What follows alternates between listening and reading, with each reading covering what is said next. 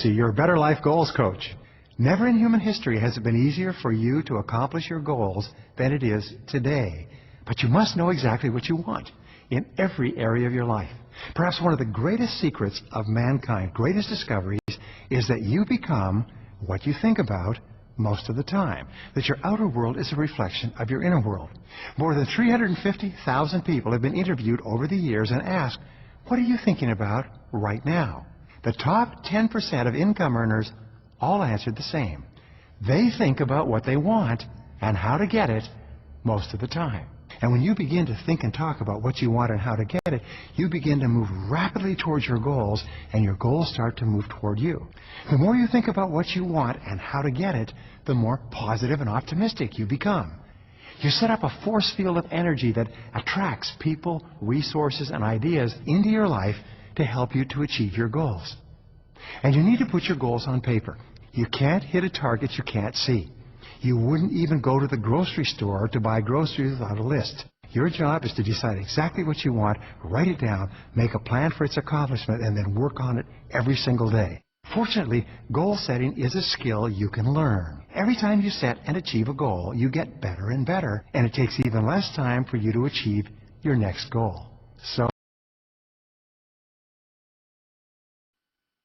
I'm Brian Tracy, your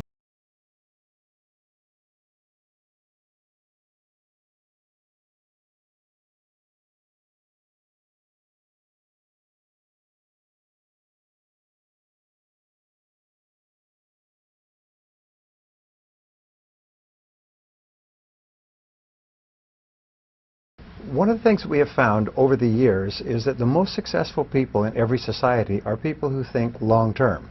And it's one of the things we teach in all of our courses is long-term thinking, or what is called long-time perspective.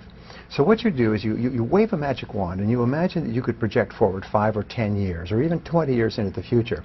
If your life was perfect sometime in the future, what would it look like? Of a dream home.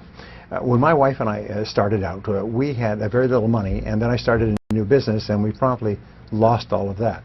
I sometimes joke, when you start a new business, you learn how to sell again, and so we did. We sold our home, we sold our car, we sold our furniture, we sold everything else. And we just ran around in circles, and then one day we sat down and said, you know, if we had all the money that we wanted, and we could have our own dream home, what would it look like? So we sat down and we began to write down, what do we want this and we want that. We want a bedroom for each of our children. We want a large living room. We wanted high ceilings. We wanted a nice yard in the back, quiet neighborhood. We wanted a beautiful kitchen. And we started writing these things down. And I recommend this to you. We worked on about 42 things. Now, at that time, it was just a pipe dream. But then we thought, well, wait a minute. What else could we do? So what we did is we began to buy books and magazines on homes. I'm sorry, more magazines, except for this book. And we brought Homes Beautiful, Architectural Digest, Southern Homes, beautiful pictures of homes. And we used to go through them every weekend and tear out pictures of homes or parts of homes that were beautiful for us.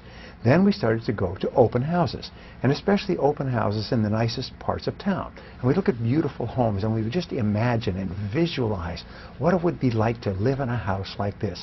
And then we started to become critics. We say, well, we want more of this, and we wouldn't want that kind of a staircase, and these windows don't look that great. So gradually we developed an idea of our dream home. And we had no idea at the time how powerful this was, but we both had a mental picture of a dream home that combined all the things that Barbara wanted, my wife, and all the things I wanted. And surprise, surprise, my business took off, and I started to make more money. And within a year, we had moved out of the rented home that we were in, and we bought a house. That was a nice house, but it wasn't our dream home. So we kept working and kept making more money, and then we moved, and we looked at 150 houses, and then one day we walked into a house, and we looked around, and I looked at Barbara, and she looked at me. It was our dream house. And there was no question. There was no second place. We made an offer, and then a counter offer, and then another offer, and we begged and borrowed money and mortgage and everything else, and we moved into the house 19 years ago. We're still there. It's our dream house. So long-term thinking, having an idea, a vision of where you want to go, dramatically improves short-term decision-making. Once you have an idea of this beautiful home that you want to have, or any other part of your life, then you come back to the present and you ask this question: what would have to happen? We call it the chemical question, WWH2H. What would have to happen for you starting today to eventually get into that house? Number one is to decide what it will look like. And number two is to be... How people speak tells you what they're thinking. As soon as this starts making me money, ladies and gentlemen, there's no comp plan, there's no product, there's no service in this industry that will make you money. As long as you're waiting, it's like some people order their distributor kit, put it under their couch, and sometimes every now and then they'll pull it out of the couch and rub on it like it's Aladdin's lamp or something, waiting for $100 bills to start flying out of it. A company does not make you money.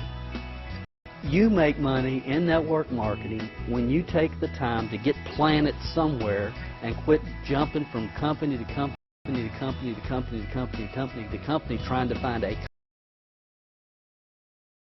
to make you money, and get involved with the right company at the right time and develop the skill sets, which are pretty simple, and the mindsets to do the business.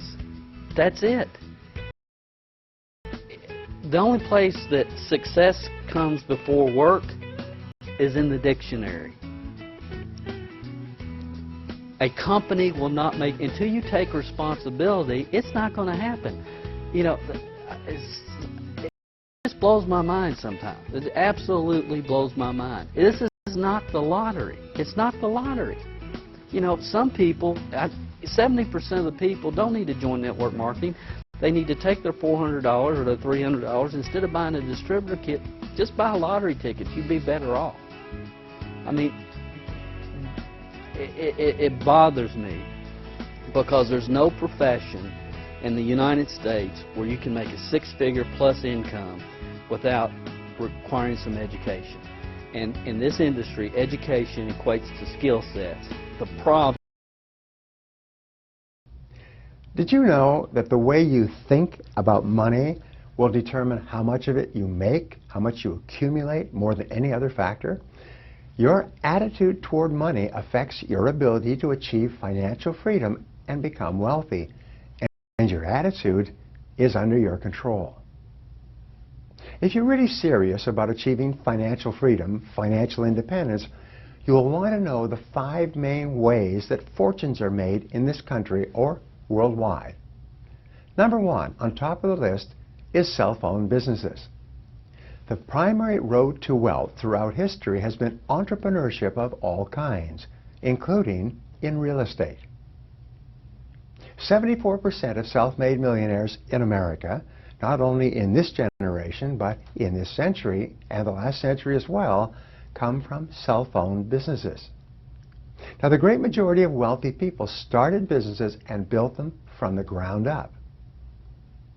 In the 19th century, fortunes were made by people like Andrew Carnegie, Commodore Vanderbilt, J.P. Morgan, and others.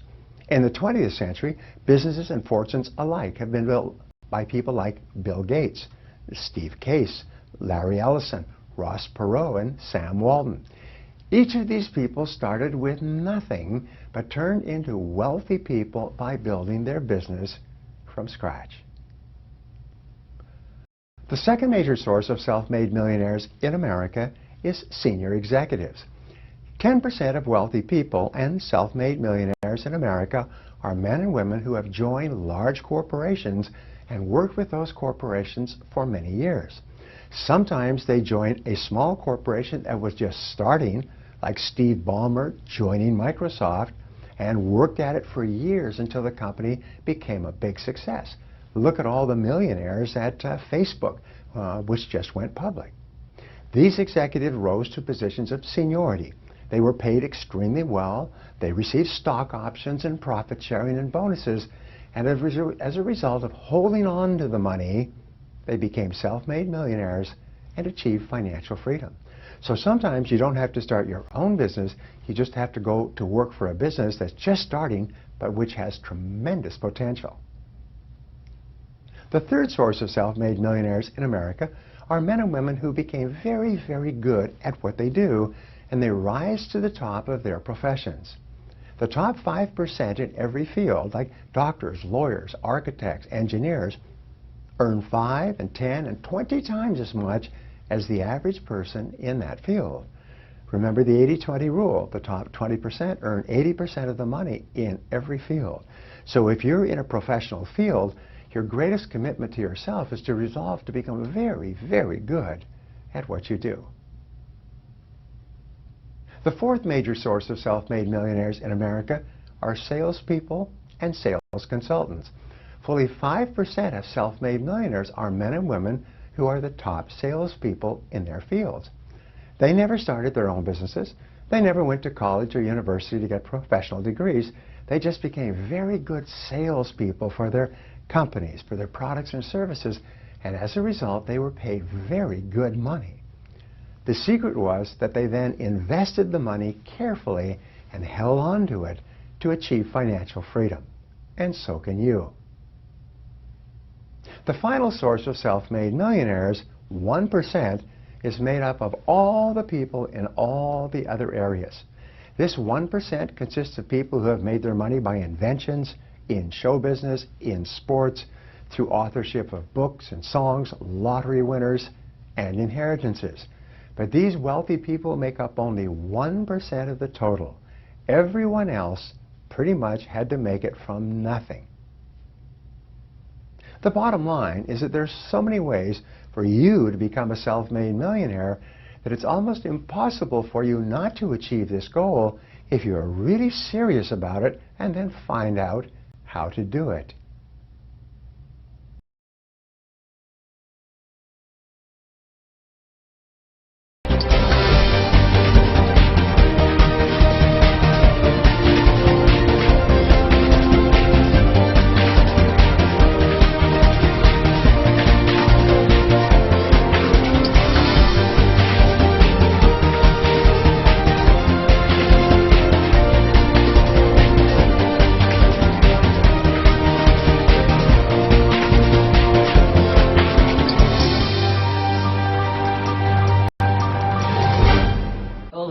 Calvert. Today is October the 16th. I'd like to welcome you to this week's MLM Minute.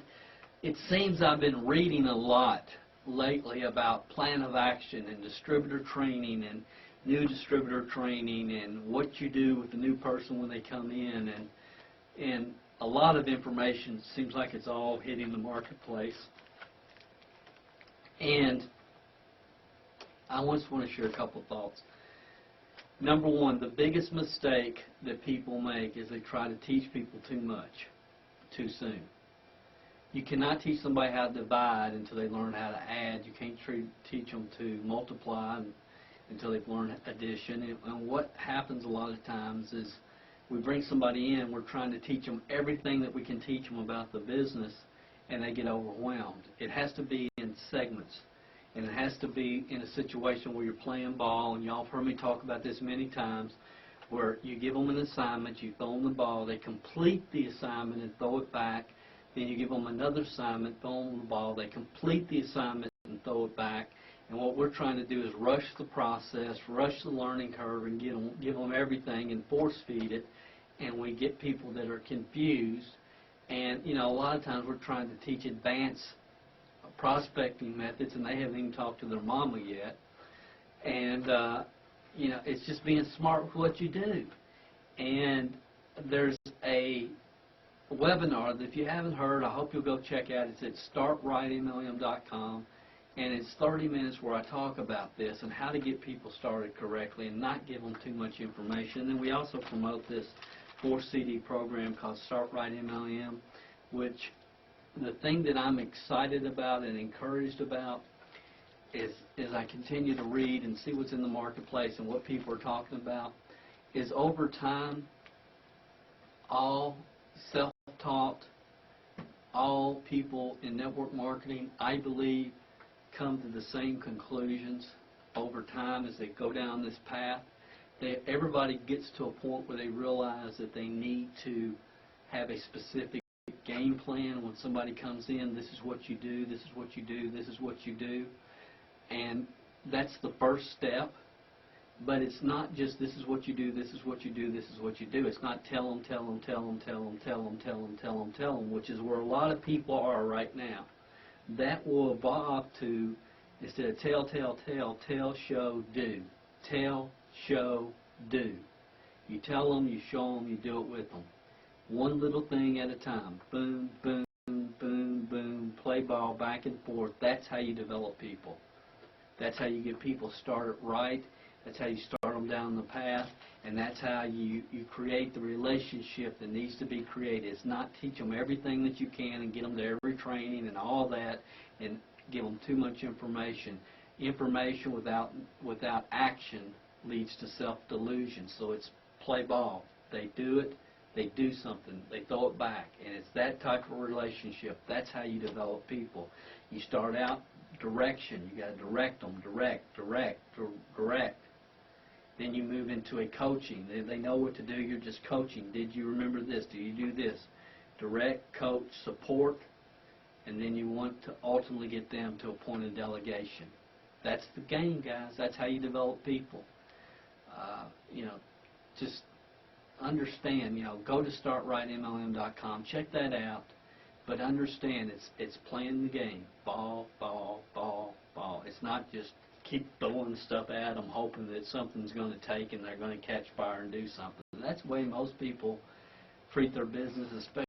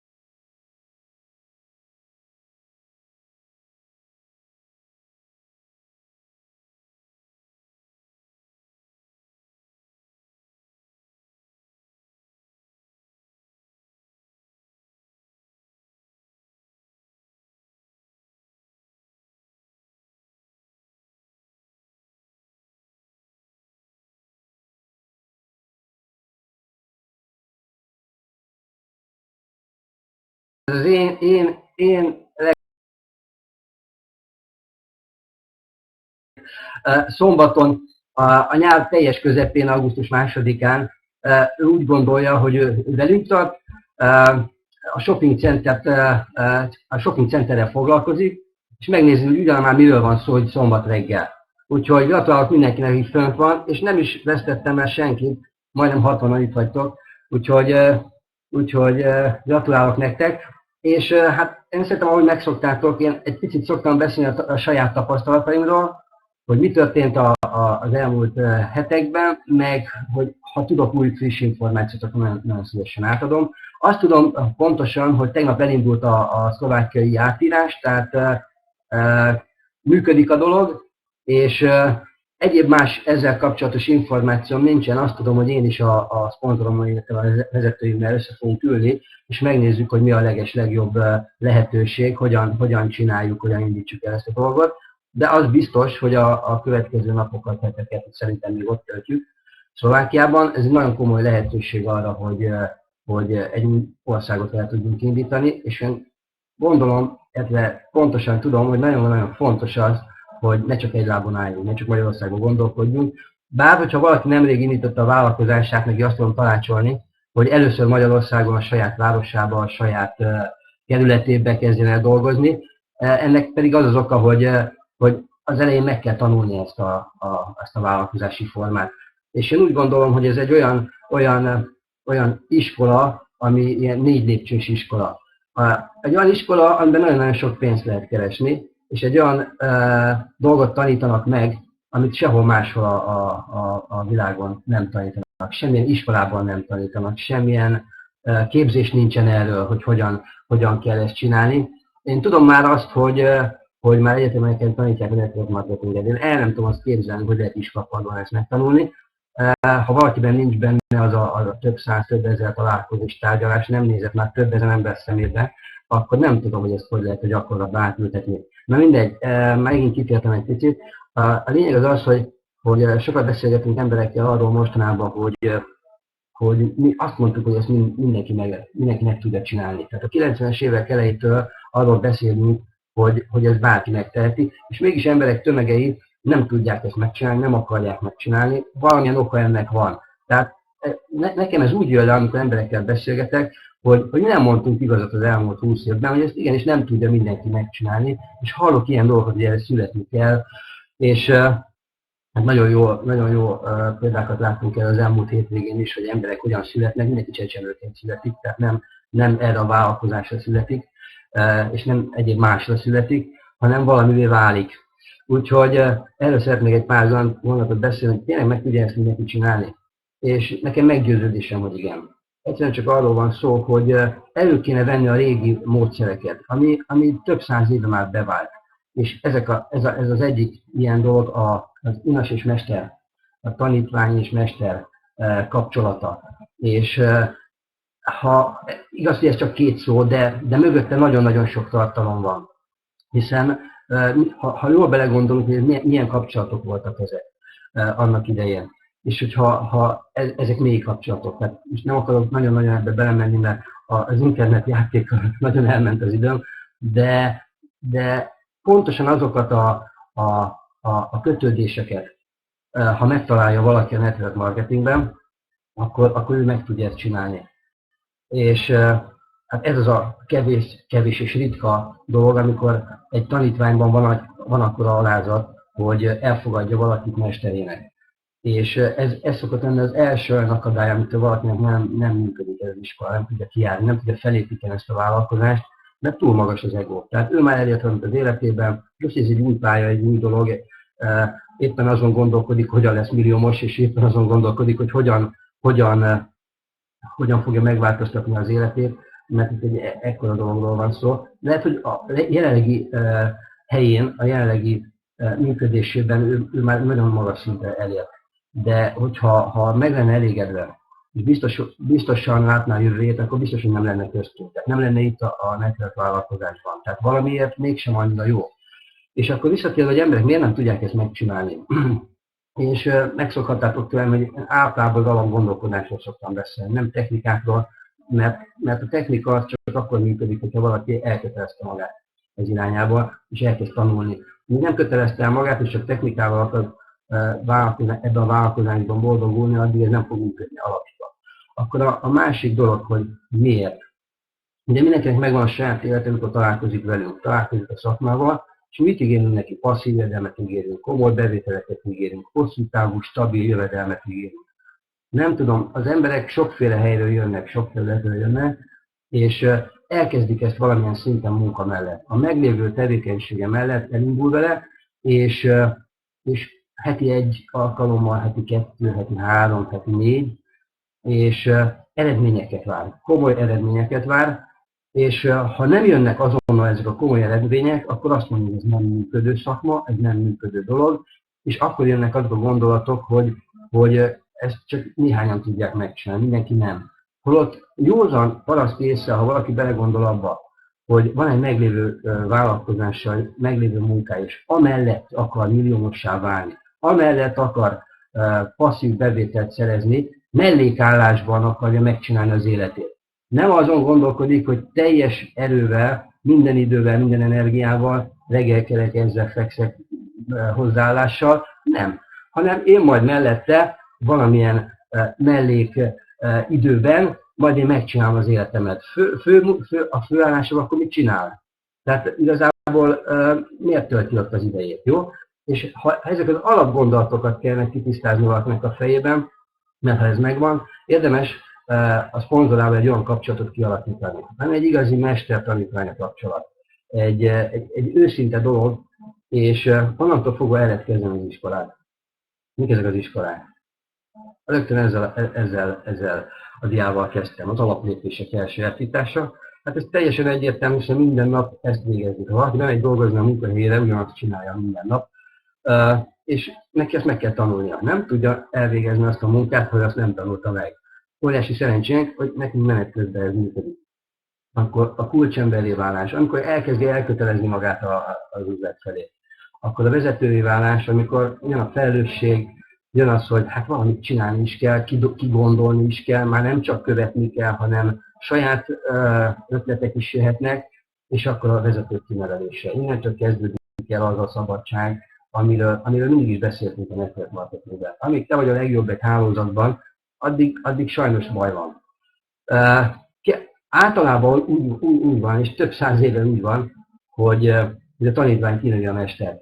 És ennek itt mi nagyon-nagyon örülünk. Ha az én tanítványaim kinőnek, akkor én leszek a legboldogabb ember a világon. Nem én akarok lenni a legjobb a hálózatban. Azt akarom, hogy az én vezetőim, az én barátaim legyenek a legjobbak a hálózatban. A vezetők kinevelése az utolsó lépcsőfok, az egyik legfontosabb dolog a mi szakmánkban. Onnantól beszélhetünk arról, hogy te már hálózatépítő vagy. Te már ismered ezt a szakmát, amikor neked olyan vezetők vannak, akiket esetleg már a szakma is elismer. Nem csak a cég, hanem még külsős más egyéb területeken dolgozó hálózati cégek is. Na onnantól fogva már profi vagy, már gondolkodhatod azon, hogy visszavonulsz, és onnantól fogva ez megvan. De nem szabad elfelejteni az alapokat.